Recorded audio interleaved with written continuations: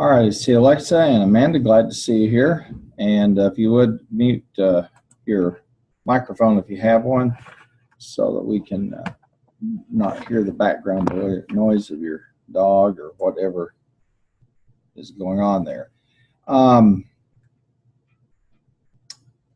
We're here at 10, 16, and 18, and we're going to have I have a screencast today, and just want to take just a second, a little bit of time to take a look at just go back over the par nonlinear for just a moment and the key, and I have a solution explanation there for you. Now, the par nonlinear takes us into a kind of a different realm, and that is we're working with nonlinear data. That is, we're assuming that the data don't fit a typical linear trend going upwards, where we see a consistent rise or consistent slope, run and rise. But instead, we see effects like concave, convex. We might even see like an S curve. So this takes us into different types of data, but the solver is designed to work with those because it does have a nonlinear model that it can apply. Now, we'll take a look for a moment, and I have it published, and this is the key, and we'll talk about this for just a moment. We'll download it. And so let's go ahead and download. You should have uploaded, I think, last week. It was due. And there we go. Again, and I know I sound like a broken record over and over and over, the key in management science is really understanding two things. First of all, understanding the difference between problem solving and decision making, okay? And that's really over there in chapter 1. And the second is understanding the type of data distribution you're working with. If you do, then a lot of very practical business problems can get solved and get worked with. Now, here's the solution. What I'd ask you to do is to use a what-if analysis tool, and the most appropriate one was going to be the goal seek. And you could do the scenario manager, but the goal seek was the one that worked the best to get us to set the value to 65,000. Okay, and I'll walk you through what could have been some of the scenarios there, or what we could try to do to get that maximum total value over to 65,000. And the case is covered there in pages 407 to 409 over in appendix 8.2. But you'll notice here, in terms of what we've got here, I have a series of steps that I'm following through. And really what I'm doing is I'm just kind of drilling down, okay? And we could just try using the solver, and then we use the first direct method, the goal seek, okay? And then we could try, changing the standard bags produced or the deluxe bags. And what I'm doing there at that point in time is kind of sifting through the variables and the different inputs I've got to see what that might look like. Now, on point number 4, okay, I look at the marginal cost. And now that marginal cost is a clue. It's a clue for us because it shows us the difference between the revenue per unit, okay, and the variable cost per unit. And the difference there is the money that we have between is what we have to contribute towards the fixed costs. But it also gives us some implications in terms of how well we're managing the variable costs. See, the fixed costs are going to manage themselves. You're going to make a decision to buy something, or you're going to have a fixed cost that's recurrent, and you'll borrow money that you have to pay back maybe on a bond, or you'll buy some property and you'll have to pay a mortgage, or whatever one of those fixed costs might be, okay? And those are there. The question becomes now the variable costs, and those are the unknowns that we have to deal with. Now, as we walk through, I give you a whole series of questions to think about. And so what I'm hoping is that, in addition to just having done the case and turned it in and utilize the goal seek to get us to 65, okay, changing the variables, that you'll give some thought or consideration to the mental process that we follow here as we go through trying to look at that, and we work through these variables to try to see what we've got. So that's, I think, the key and the explanation are the most important piece of it. And I want you to see that, because when we work with data, it's always important for us to understand: am I working with data that are linear in nature, or am I dealing with data that are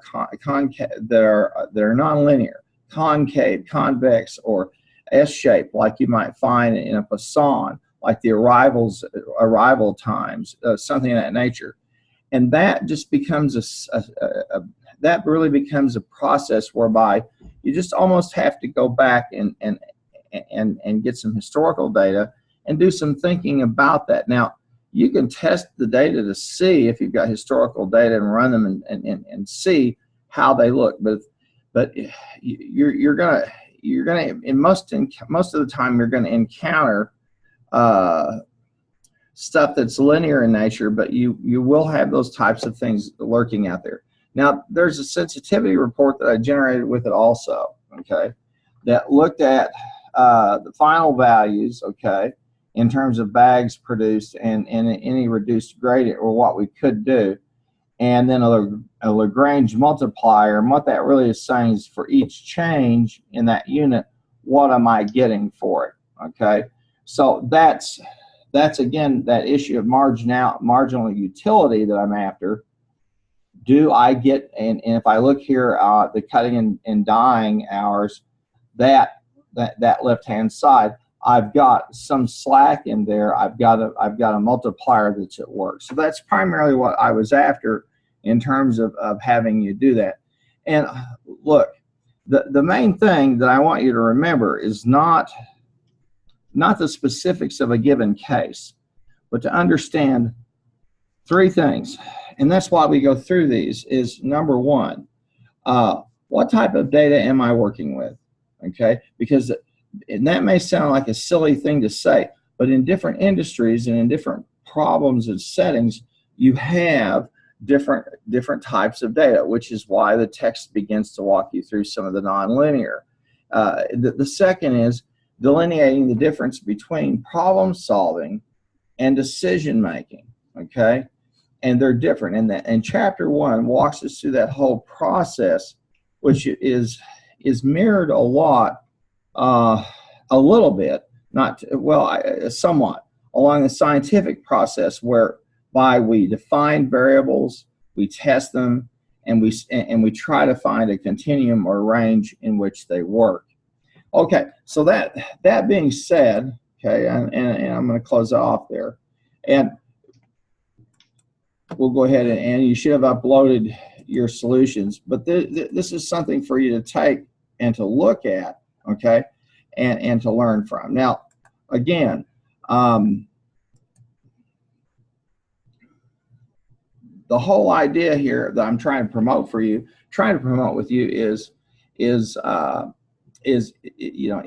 basically your understanding. Now, the cluster analysis that was due on the 13th, we did that, and here in that case, we utilized, okay, some techniques to identify market clusters. In fact, what we do as we walk through that case is we start with 4 market clusters, okay, or market segments.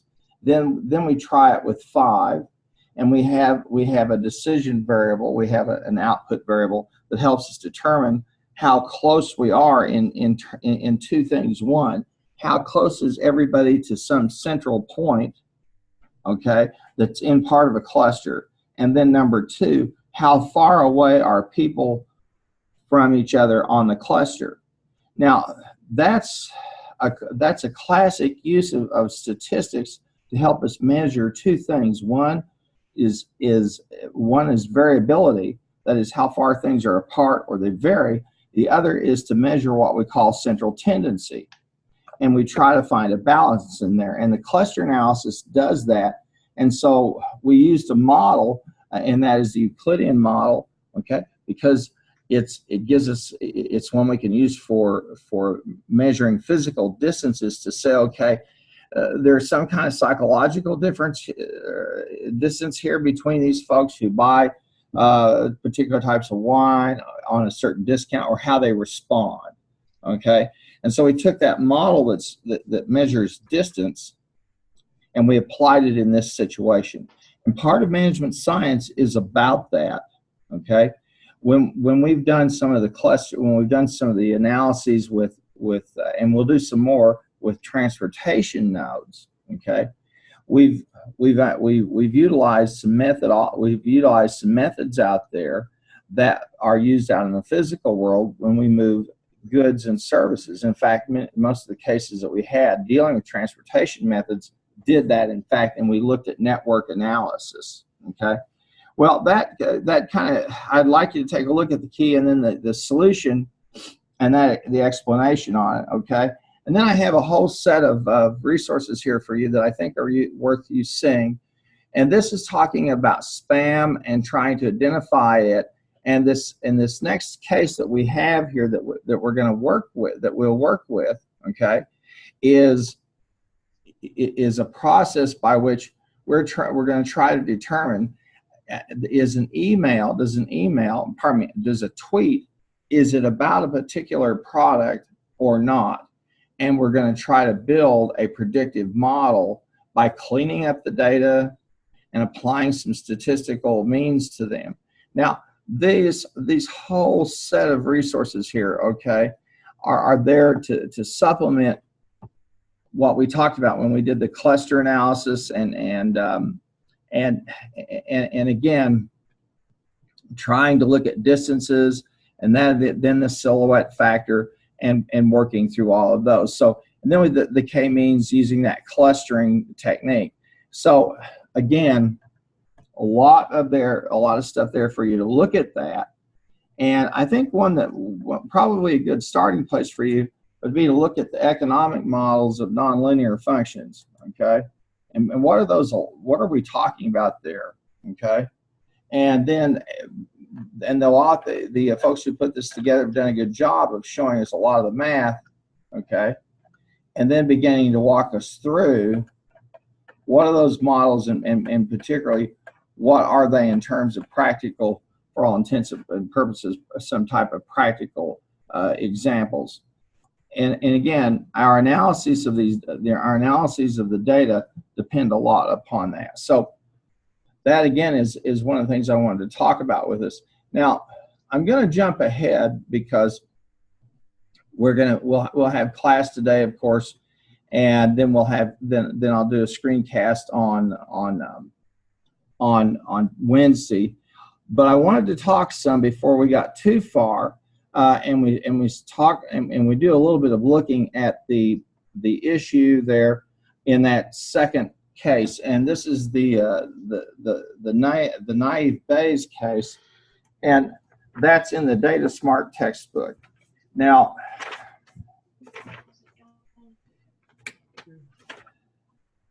the naive Bayes is chapter 3. It's over on page 77. Okay, and this is one of those. This is in the text, in the Foreman text, and as I mentioned before, he is the CIO at MailChimp. In MailChimp, what they do is they work with companies to help control spam, okay, and unnecessary types of email that people get. But really the spam is spam. And so they try to work and build predictive models that will tell somebody's email based on your choices, preferences, or whatever.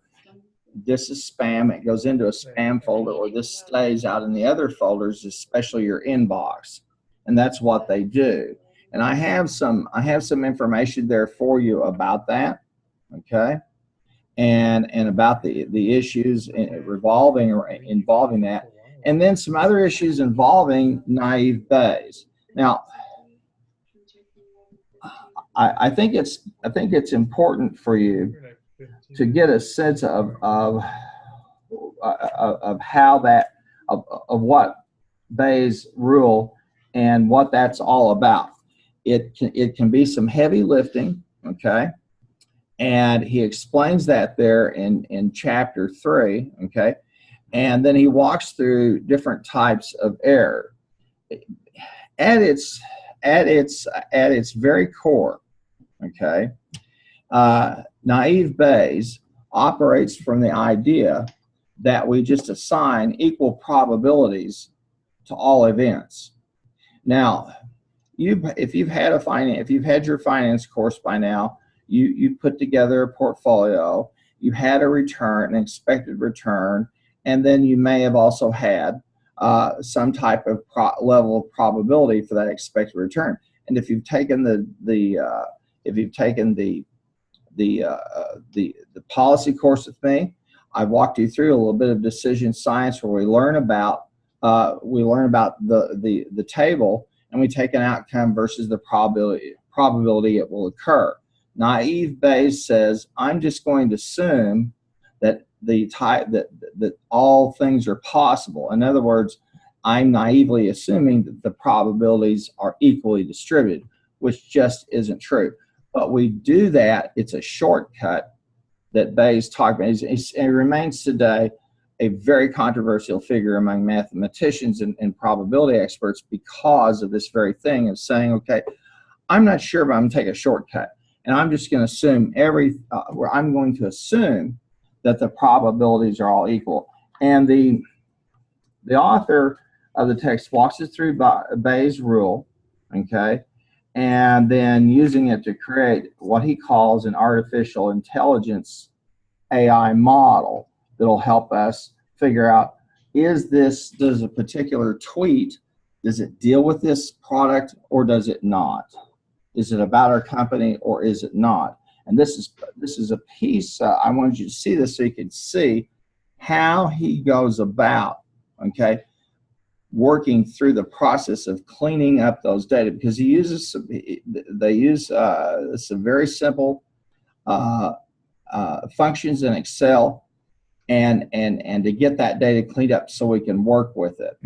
And again, a lot of the data that you're going to be working with and a lot of the data that your marketing people will be bringing to you will be data that are unstructured, okay? In other words, they don't fit neatly into a spreadsheet. And so they have to be cleaned up and massaged and worked with before they can be used.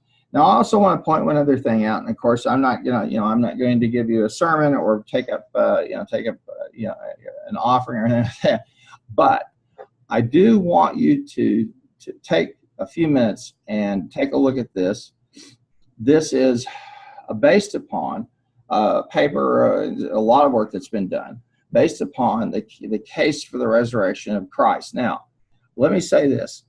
There are a lot of very, very smart people who are Christians and who have studied and have come to the conclusion that they're really, first of all, around the authenticity of the Bible, and number two, around the authenticity of the claims of Christ. Okay? Now, everything that we believe is, those of us who say we're family of faith, we're Christians, everything hinges on his resurrection. If he didn't come back from the dead, he isn't who he says he was. He didn't do what he said he did. But what we have, and we need to understand that at the time, if you read the epistles, you have to put yourself back in that time and say to yourself, okay, I was there, I saw all this stuff happen. And in fact, this is why the Apostle Paul wrote, he said he was seen by 2 people, he was seen by 1, he was seen by 12. In fact, he was seen by several hundred people at one time. And so as that community of people who'd experienced his resurrection, in fact, as the Bible tells us, he was there for 40 days with the disciples afterwards. So it isn't like he peeked in through the clouds and said, hi guys, I'm alive, I'll see you later. He was there. And we're given these snippets from the Gospels and from Acts, that help us understand about the tangibility of, yeah, they touched him, they ate with him, he was there. Now, Paul wrote what he did, okay, because people in the Christian community at that time were starting to die off, and Jesus had not returned. And if I had been there and he'd said, I will return, I thought, okay, I'll see you next week. But people started, in that generation, people started dying. They started saying, wait a minute, he said he was coming back. And so Paul went through that process of talking about, a few people saw him, one person saw him, several hundred people saw him, etc. And then Paul had his own experience. And then we see later, and then we see also in the revelation of John, his own experience with the risen Christ. And the John and Paul's, the writer of John, Revelations, and Paul had two similar experiences. But Jesus, they experienced the resurrected Christ was so overwhelming, it knocked him. John said he felt like a dead man, and Paul was out of commission for 3 days because he was literally knocked blind and silly. So we have a good picture of that. But if you talk about the probabilities, okay, any rational person who would say, okay, I'm going to take the great books, I'm going to take the great testaments of all the different faiths in the world and put them together, the Bible is the only one that's really, truly credible. First of all, it tells you about real people and real situations. And number two, the fact that you have hundreds of people who saw him and experienced this, and that no one ever raised their hand and said, no, we didn't see this, ought to tell us that his claims are very real. And so for all of us, we have the existential problem of, do I choose to follow him or do I not?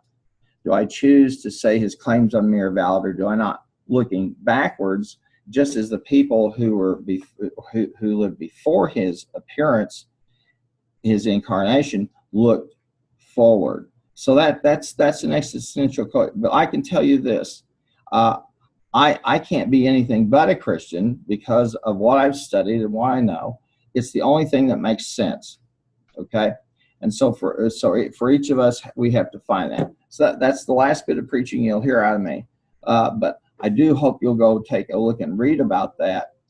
And even if you just simply, if you read the story of the Bible, and you look at the story of how it came about, it's just so filled with twists and turns. It's incredible. It can be nothing but what it is, and that is a miracle. Okay, now the chapter 3, he walks us through that issue of the mandrel case, and I want to let's go over and let's go into the files section, and I want to talk about what we're doing with it here. Okay, and I'll do some more. We'll look at this case some more on Wednesday. And now we want to find the Foreman files. Okay, and here they are. Now, also, if you should have the textbook on page 33. They tell you where you can go get the files over at his little website that he has, and you can learn a little bit more about him. But we're going to download that file, that zip file. Okay. And let me say this: these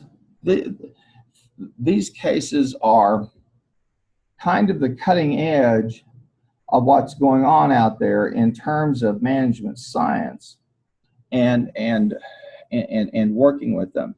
And so they can be like a drink out of a fire hydrant. That's all I can say. So let's open up chapter 3. Okay, pardon me. There's mandrel, and that's the one we want to look at. Okay, and let's start with and let's talk about what we're seeing here. Okay. Now, let me do this for a minute and recognize. I see Jan's here. Okay. Alexa, Amanda, Nick, thank you. Suzanne and Caleb. Good. Glad to have you here. All right. Now, this very first tab shows you a whole bunch of tweets. Okay. Now, the question is, all right, what can I do with that data? Now, as I've said many times, one of the reasons that I don't like teaching MIS, although I have to, is because it involves use of social media platforms, and it's my belief that social media platforms are a solution looking for a problem. We still really don't know what to do with them. We have them and we're just not quite sure. Okay. Now, I think, and it's interesting to watch how how the president has used, and this is a 70-year-old guy. Okay, I'm thinking he's probably got a 13-year-old coaching him on this. I can't believe he's that. Maybe he is, but he's a 70-year-old guy using Twitter, and he'll put a tweet out, and he just changes the whole conversation in the country. So he gets it. Okay, he gets it really well. So again, these things like Facebook, Twitter, Snapchat, Instagram, all of those things out there, okay, are the kinds of things that really generate a whole lot of data that we're just not sure what to do with. So this very first tab over here in Mandrill, okay, he shows us the tweet, okay, and then he shows us different pieces of it as he begins to break it down. Now, here's the whole tweet. This is in column A. And we'll just push this on over, okay? And then we'll just flip that back. There's the whole tweet. All right. Now, click in column B, and you're going to see that we're going to use the lower function. What we're going to do here in Excel is see that we can use some database functions in Excel to clean this up.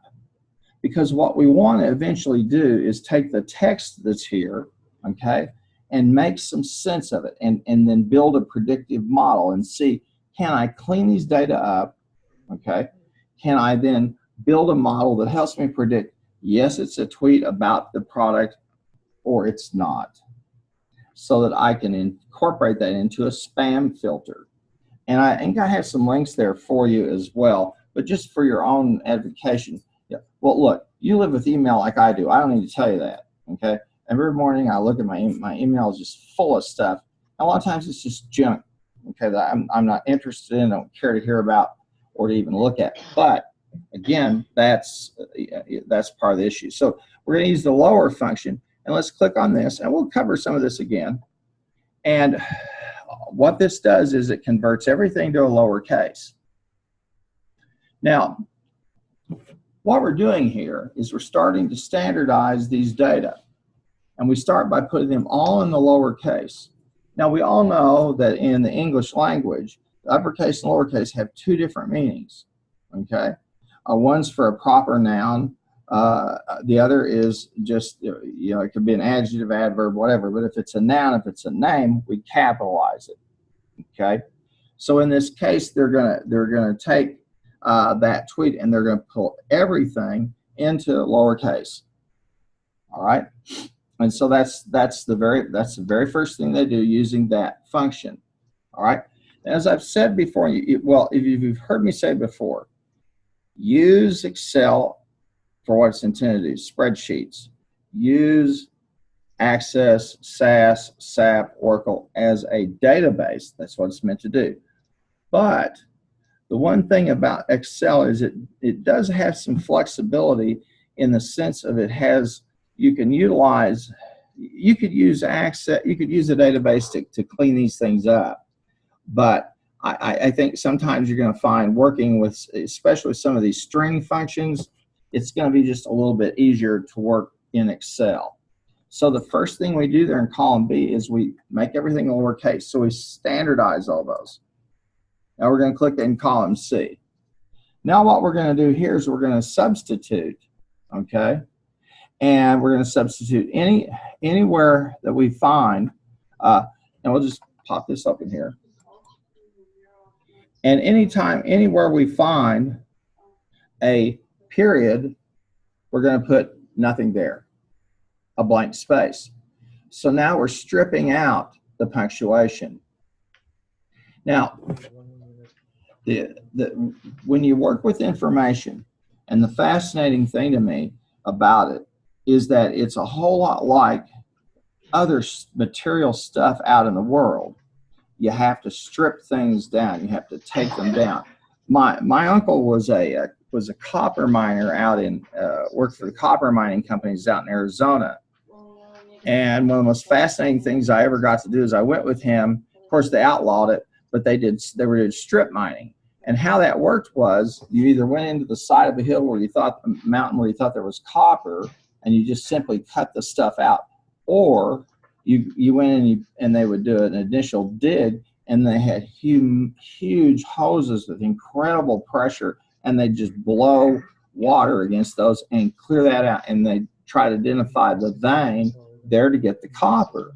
Okay, now that's a very daunting experience, because you're down in this, you're down several hundred feet.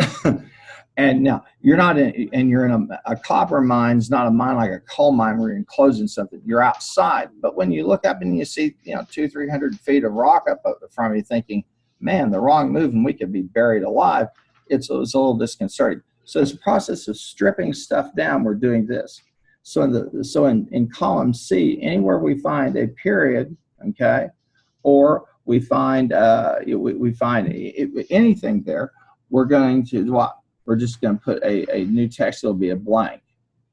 Okay, so we're going to do that.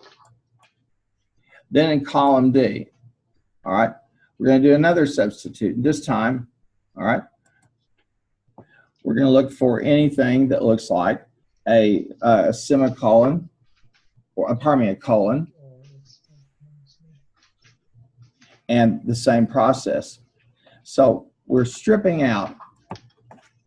And this time it's a question mark, okay? And we're using the substitute function again to get rid of that, to get those types of extraneous bits of data out of there, because we want to get a clean tweet.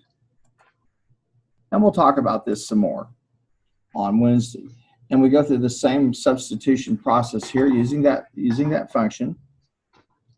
Okay, and what we're doing is, notice as we keep moving across, we keep working on the prior column. Okay, now, okay, here, and then we're going to work on column F. Same story, we're using the substitute function. All right, then we come to H, and we're going to work on column G. Okay, then we're going to come to I, all right, column I, and on this one, pop it out all the way. Okay, and you're going to see how far it's going to take us out, and that's our stripped tweet. In other words, we've stripped it all down. Now, why have we done this? Because we're going to do some textual analysis. Now, we're going to need to probably do some other work, like some of the hash. We've got a hashtag there, but we're probably going to leave some of this in. But here's this very first tweet, all cleaned up. Okay, and so we've gone through the process of cleaning it up. Now we've got, I think, 50 of these or 100 of them. I think it's always 150. Excuse me. All right.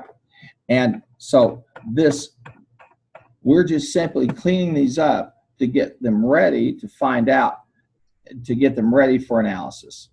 Okay. Now,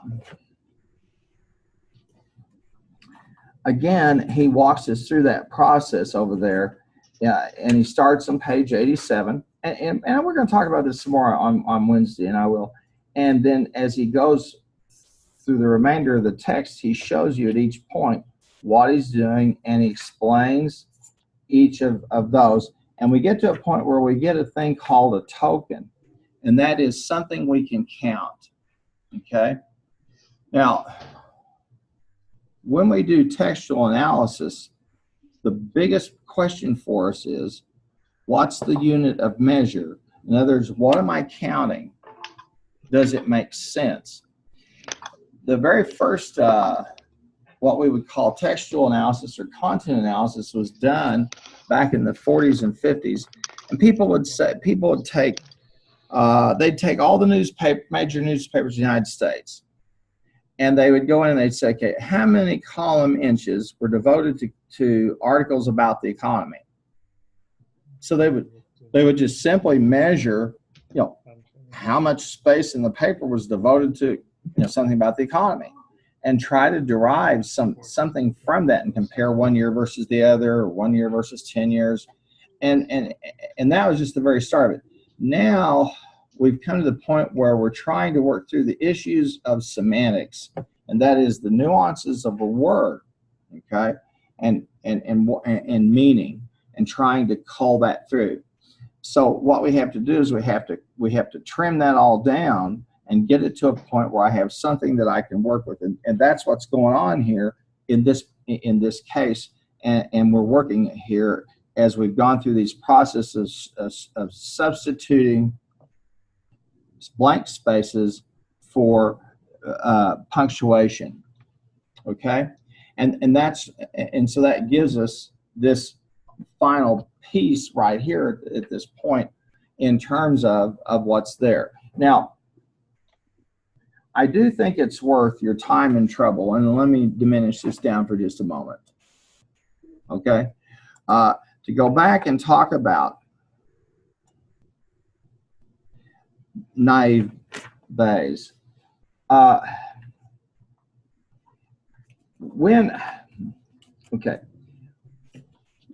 When we work with any type of, when we analyze any type of data, okay, especially if we're trying to make a prediction about it, or we're trying to measure variability or central tendency, okay, we have the problem of types of error, okay. Now, you may want to close your ears because this is probably from statistics, but we have type 1 and type 2 error, okay. Now, well, if we had a table, we'd reject or fail to reject, let's say that's on the one side, and we have true or false, okay. And we have type 1 error, okay, when something is correct, but we count it as false. That's type 1, okay. Type 2 is just the opposite, where we don't detect, okay, but something's, we count it, we don't detect something. Type 2 error versus type 1 error, you could think about, I go to the doctor, okay, and I get a test to find out, do I have cancer or do I not? Do I want that test to pick up the cancer? Yes. So most of those tests, okay, that are used or administered are overly aggressive in the sense of identifying cancer. Because let's say, which would you rather have, cancer and not know it, or not have cancer and be scared that you do? I'll take being scared any day, okay? So most of the instrumentation and the techniques that are used are to make sure, even to the point of going and mistakenly diagnosing you as having it, even if you don't. Okay, better that than they don't pick it up. So he's gonna talk some there about that issue of type 1 and type 2 error, and the issue of naive Bayes. Now, naive Bayes again comes back to the premise, and you gotta understand something. This is, mathematicians like to argue about really arcane things, and if you want to get an argument started, talk to them about Bayes, because Bayes, we call it naive because we assume that the probabilities are all equal. Okay, now classic probability theory does not accept that at all. Okay, but Bayes does. Why? Well, what we found, and I have some links for you there, and the author does a good job of talking about it, is that we often are in situations where we don't have enough prior data, okay, to tell us, to assign a probability, okay? We just don't. And when we're in those situations, then we have to work through the very best that we can. And the best we can do is just have a naive assumption that they're all equal, that the probabilities are equal. Okay. Now, again, I had given you some resources here, okay, and also talking about using Voronoi diagrams, that you can look at those. Those deal with the functions, okay, and so as you get down here, the Mandrill Basics, that's really, I think, if I'm not mistaken, it's a PDF I put together, and the naive Bayes and types of error.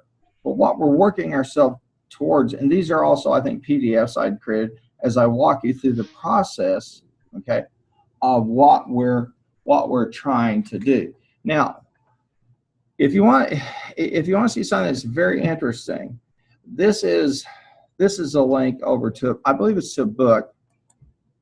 Maybe it's an article. I think it's a book. And I've got this book at home. I've read it.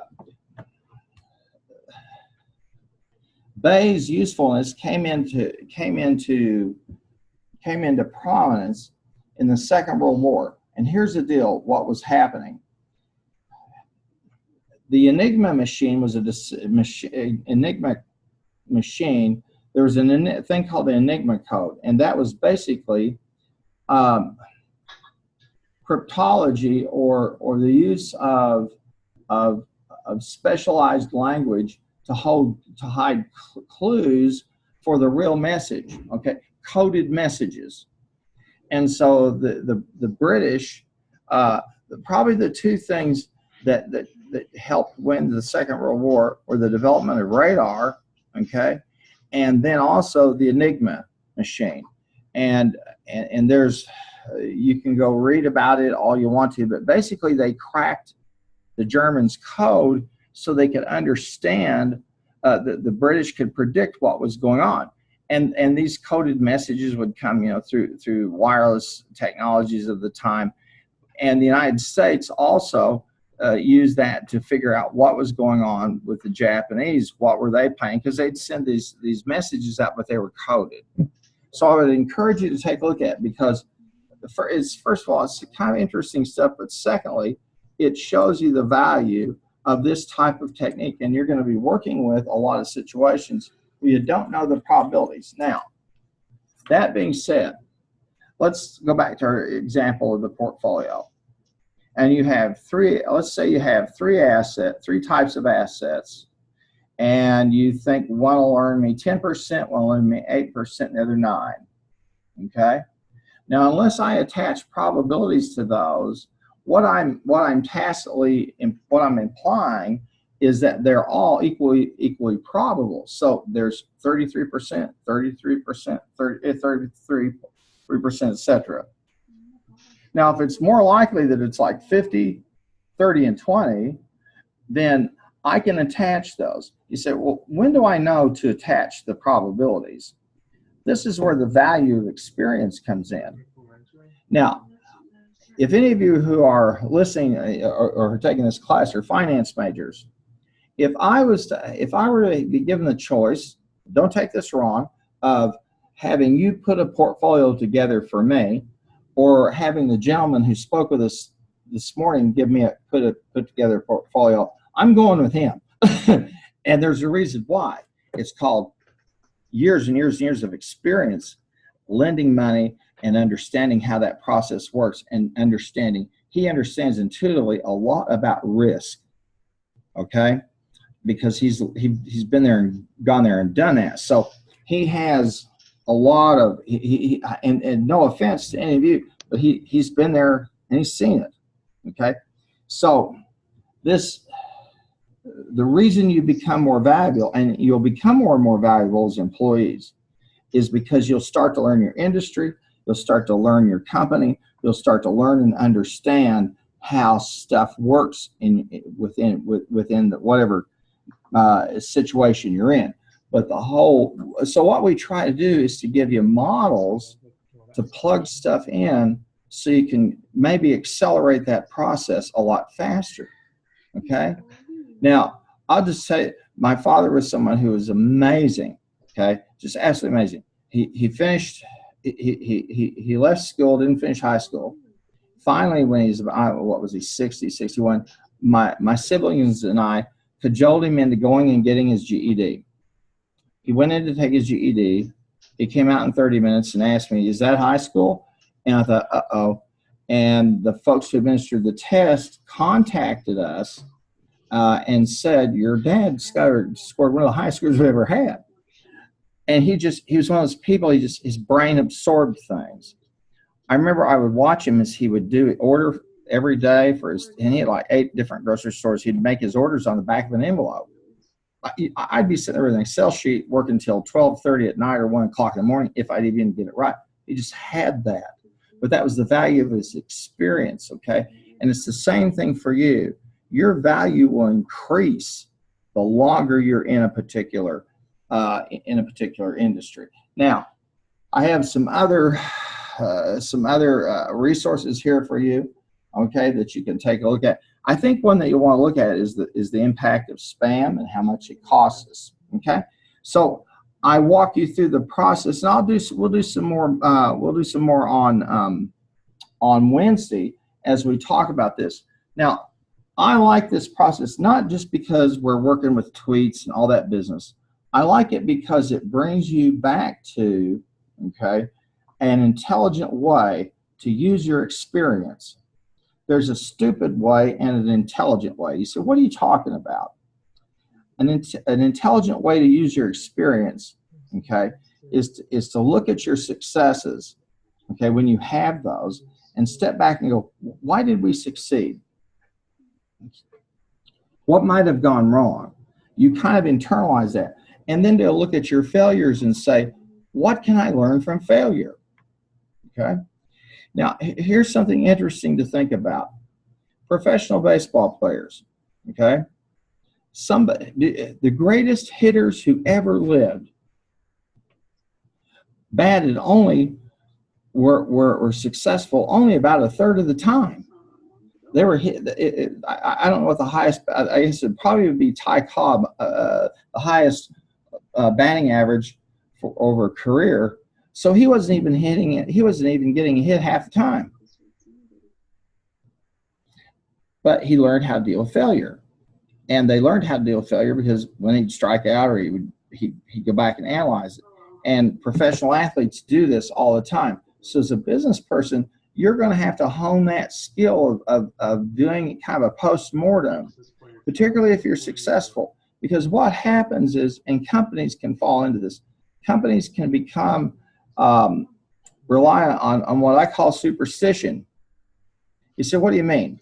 If I took a bunch of rats and I ran them through a maze and I feed them when a particular light goes off, you know what will happen? They'll run through that maze till I turn that light on. Otherwise, I could have food sitting out there and they won't get it. How do I know this? Well, I have a colleague who's a rat runner. He's a psychologist, and he does that kind of stuff all the time. And it was amazing to me. And I remember the first time I went to a lab and watched that process, and I thought, oh, okay. And companies can do the same thing. It's the same thing over and over and over and over, never asking themselves, did we just get lucky? Or did we hit a particular time in the industry? Not thinking about it. So this whole notion, okay, this whole case is designed to get you thinking about, okay, how am I attaching probabilities to things, and how might I use this approach when I don't know the probabilities, but to work through the process. Now, I have a resource here for you, and we're going to be coming to an end here pretty quickly. This is naive Bayes and types of error, okay? Now, this will walk you through the process, and here you see on the left-hand side, we reject. The tweet is not an app. It's not about the app. Or we fail to reject. Okay, and let me make this a little bit bigger so we can see it a little bit better. Okay, is the tweet about Mandrill, or is it spam? Does the person have cancer, or do they not? Am I pregnant, or am I not? Okay, have I saved enough money for retirement, or have I not? You can take all of those questions and put them right in here. True, false, type 1, type 2 error. And you have to decide as a decision maker which error is the most tolerable for me. Okay?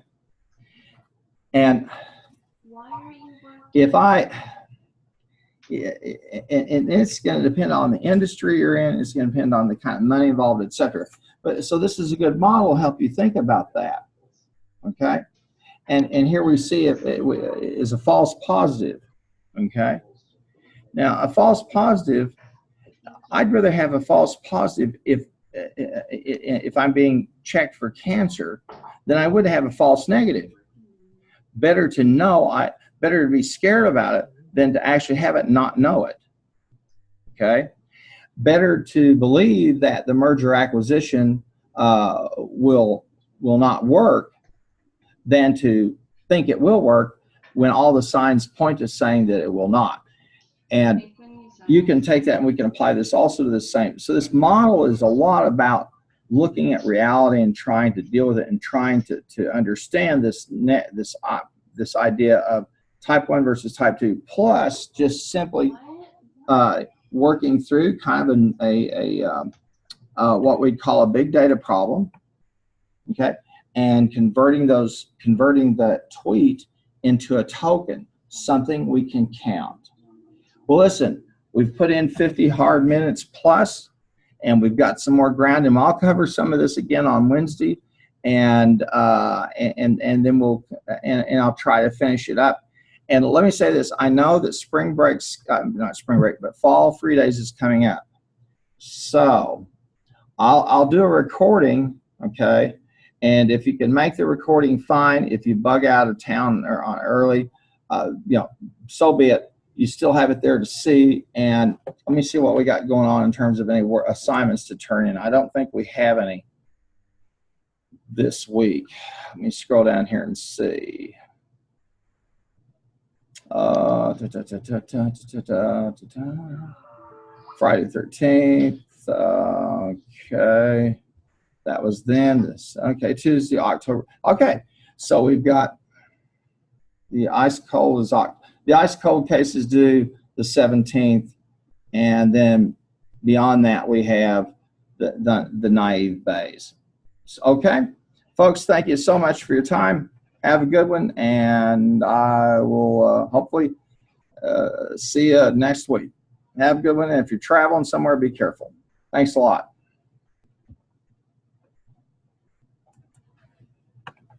You betcha.